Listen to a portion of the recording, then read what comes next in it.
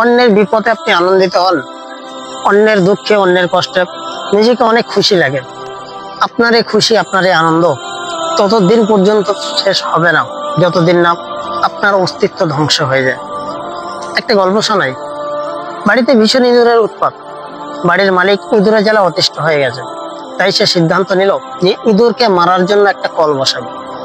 যখনই বাড়িতে ইঁদুর মারার কলটা নিয়ে আসা হলো, ইঁদুর তো দেখে অবাক যে এবার সে মারা যাবে।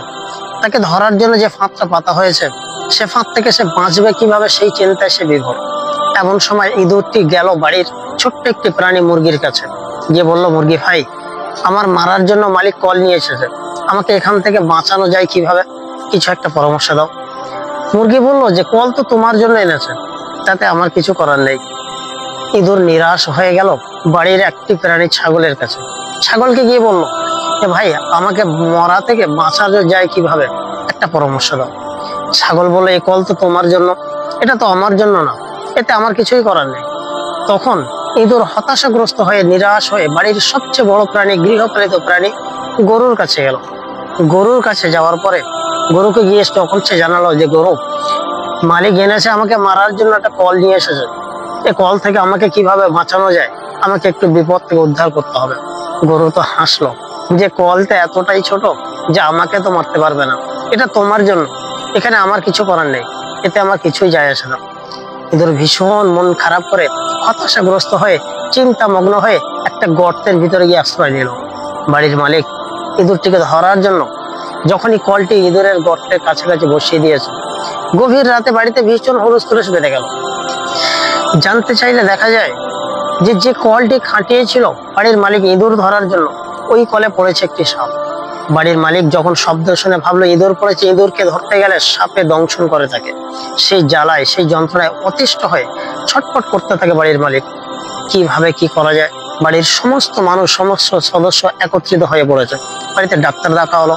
ডাক্তার ওষুধ ফলা দেওয়ার সাথে সাথে মালিককে বললো যে তোমাকে এ রোগ থেকে বাঁচার জন্য মুরগির স্যুপ খেতে হবে, মুরগিটাকে কষিয়ে একটু স্যুপ বানিয়ে খেতে হবে।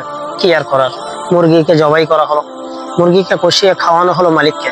তারপরেও কিছু হাল ফিরলো না। বিভিন্ন জায়গা থেকে, দূর দূরান্ত থেকে ওই মালিকের আত্মীয় স্বজনেরা আসছে তাকে দেখার জন্য।